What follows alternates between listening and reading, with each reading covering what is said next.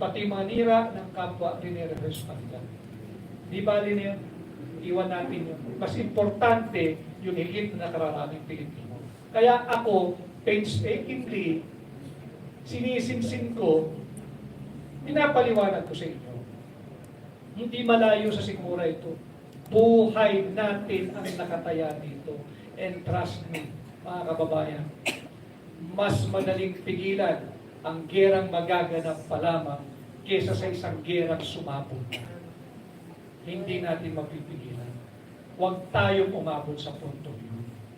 And it is important for you to know, dahil sabi ko nga nung aking mensahe doon sa Angeles nung nakaraang Lunes, ang hakbang ng maisog is not just here to ignite your passion. We are here to inform you of the real issues that are besetting the nation. Because igniting your passion is not equal to patriotism. No! Malaking pagkukulang sa akin yun. At least I can speak for myself, but I think I can also speak on behalf ng mga maisog. Hindi namin pwedeng gasolinahan lang yung inyong nag-aalam na damdamin. Nang hindi sinasabi sa inyo yung mga totoong issues na dapat nating harapin at kalampagin ng gobyerno.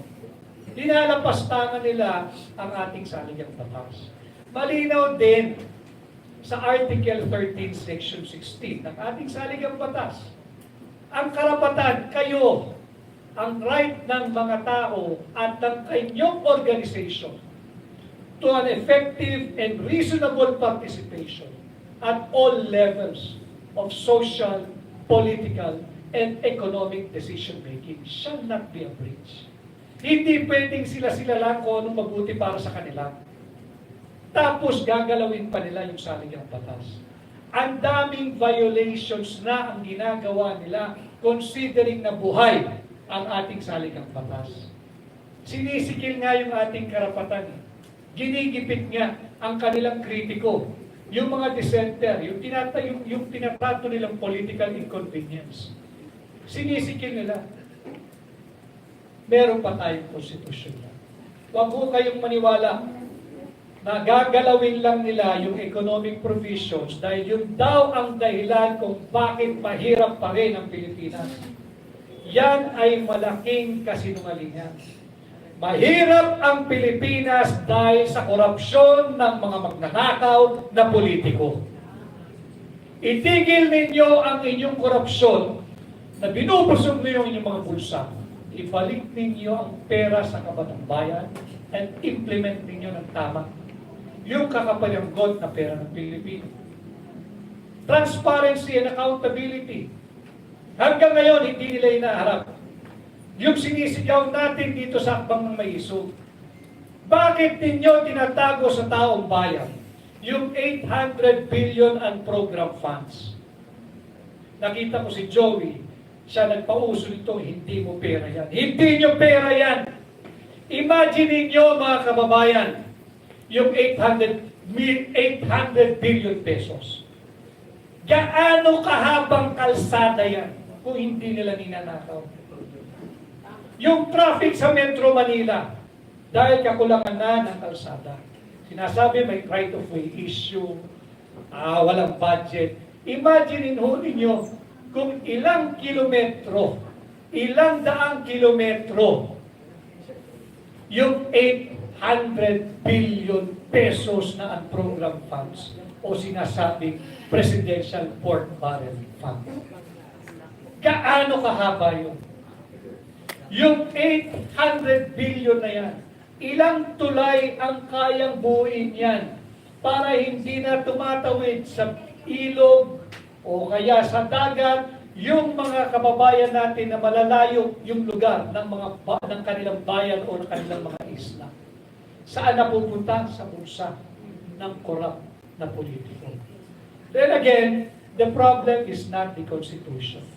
The problem is their graft and corruption.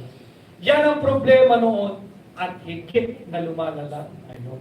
Huwag tayong papayag na galawin nila ang ating saligang batas. Huwag tayong maniwala na pagka ginalaw yung economic provision, yayaman na ang Pilipinas. Ito ho yung mensahe sinabi ko. sa ating mga kababayan sa Hong Kong, Macau at China. Kahit sinong mga kampanya for chapter change at sasabihin, economic provisions lang ang gagawin para yumaman na ang Pilipinas. Yung mga kababayan nating OFW, ito hamon ko sa kanila. Kapag kami nagpunta ditong politiko, when I was in Hong Kong, at yan ang linya, tanongin ninyo, halimbawa magpauto kami sa iyo, congressman, or senator, or kung ano man, at sabihin namin, sige, chapter change kami, economic provision lang, para yayaman ang Pilipinas. Tanungin nyo kung sino mga kampanya dyan, kahit dito sa Pilipinas.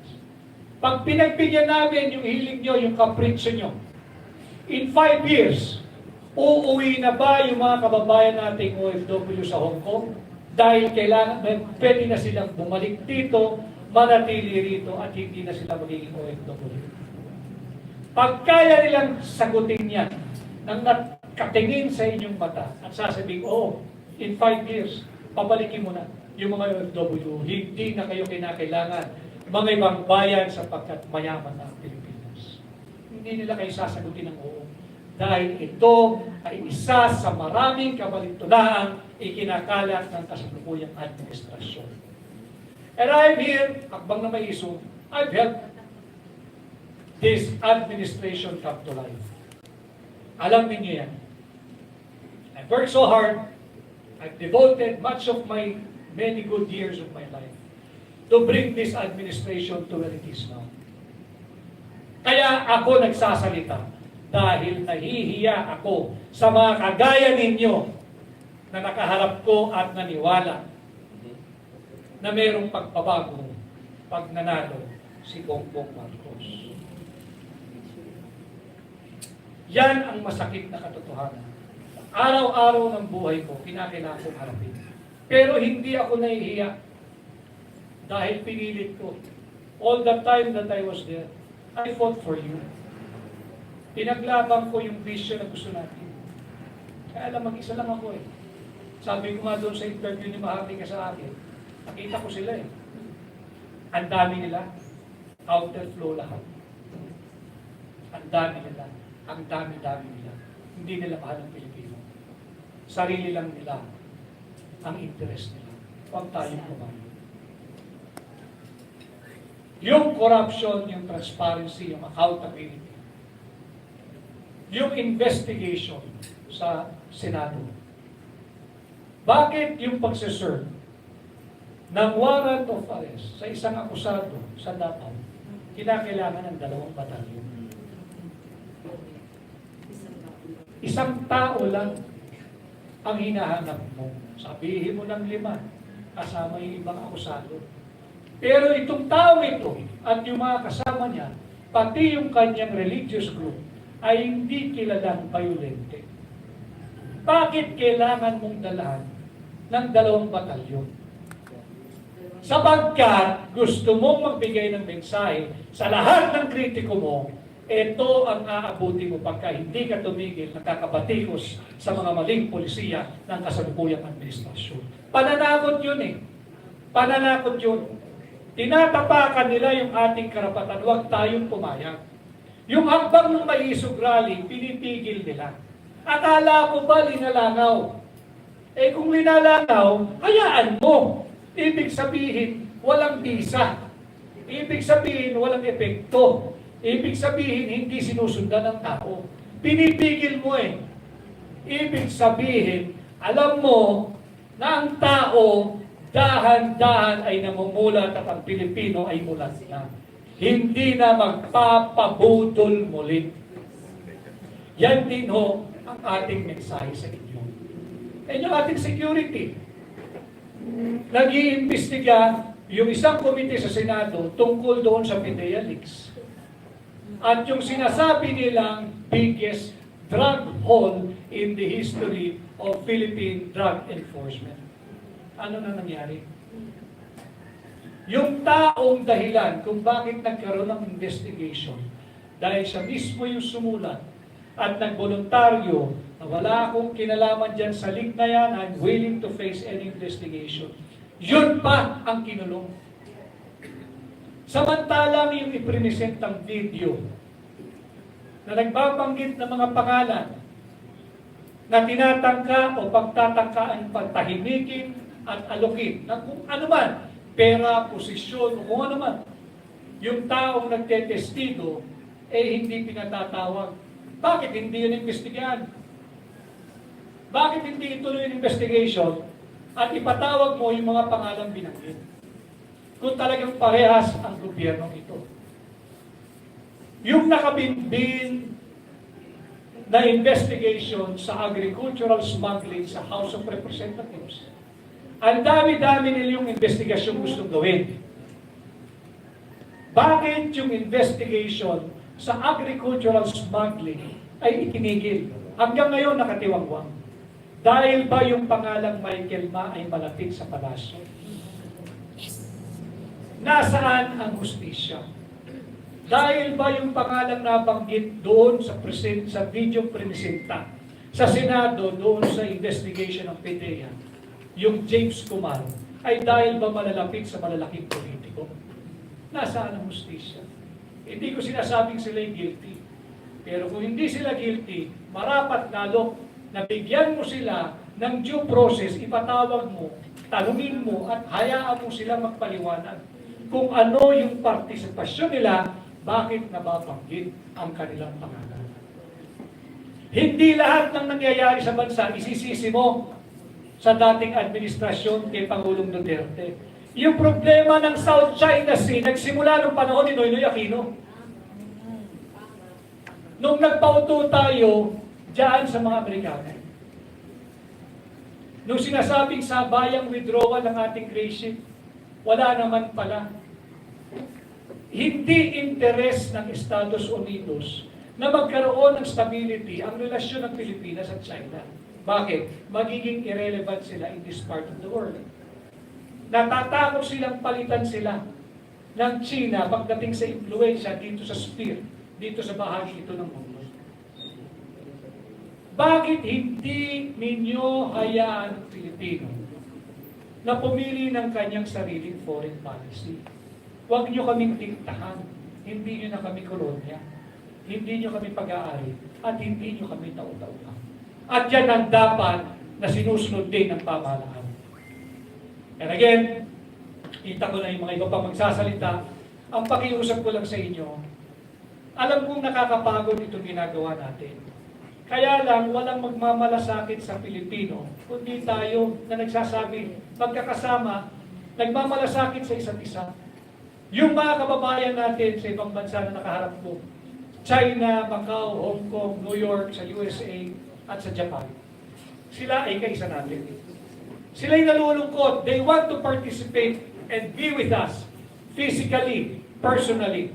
But may mga trabaho sila, kaya nga sila naging OFW, walang opportunity rito. Walang opportunity sa Pilipinas.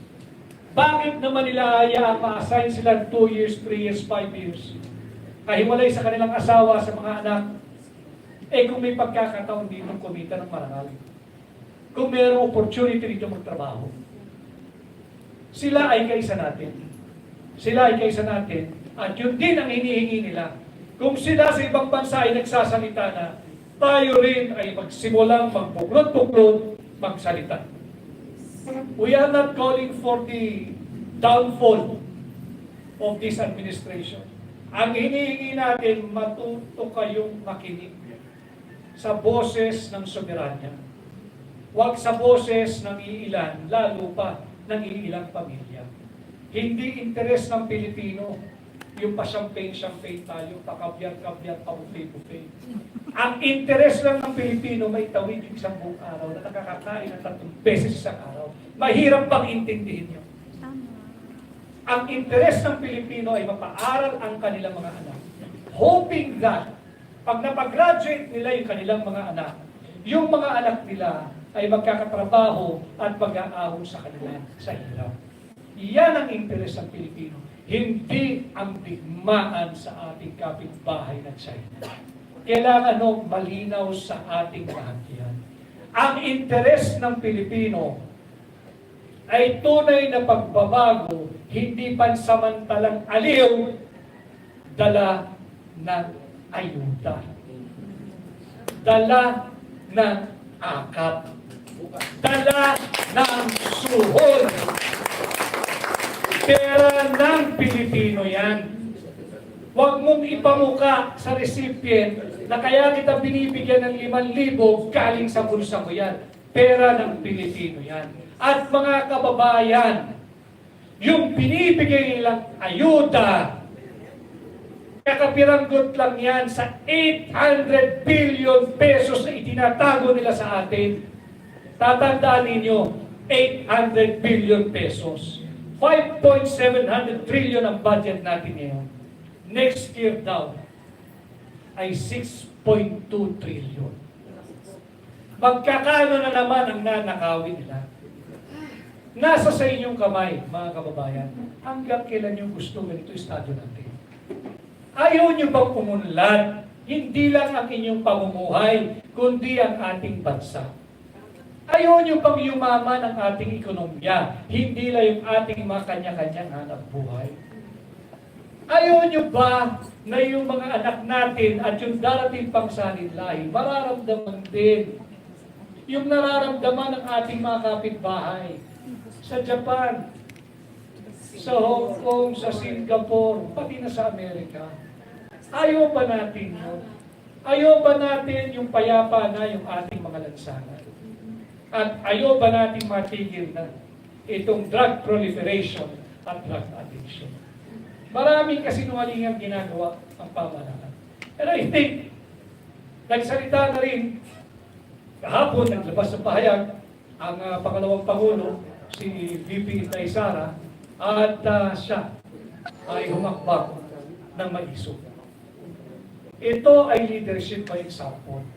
Nagbitiw bilang secretary ng DepEd. She made the supreme sacrifice. At siguro naman,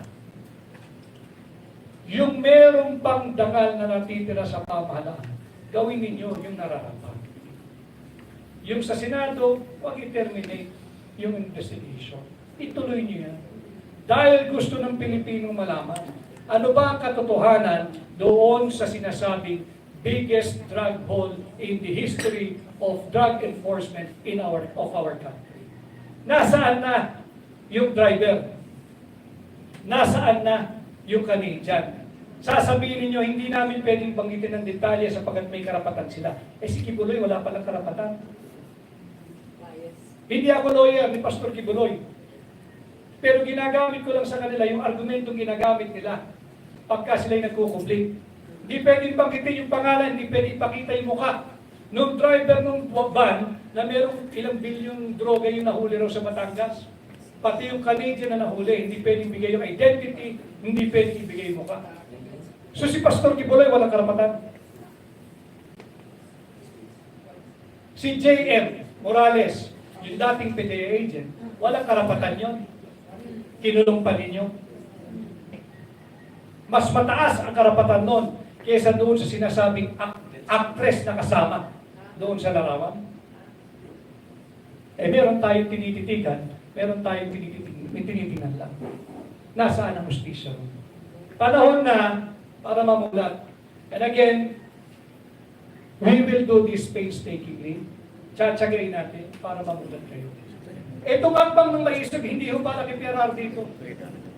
Hindi ito para sa akin, hindi ito para kay Tony Trixie, hindi ito para kay Tony Glencio, hindi ito para kay Dr. Morin, hindi ito para kay Harry Roque. Ito ay para sa ating bansa, para sa ating mga kabataan, yung darating pang salinlahin. Let's say no to war, let's push for peace. Believe me, mas madaling pigilan itong napipintong digma kaysa patigilin mo ang armadong sigalot na nagsimula na. Huwag natin papakalik sa gano'n. And with hakbang na may isog, I urge all of you at ng ating kababayan, naglabas ng statement ang hakbang ng may isog. Basahin ko lang po ang hamong iniwan ko sa inyo base doon sa parte ng statement na ito. That hakbang ng may isog stands solidly behind the courageous decision of Vice President Inday Sara Duterte. The time has come for all equally patriotic and peace-loving Filipinos to make a stand now. and save our country from the morally bankrupt Marcos administration. Maraming salamat.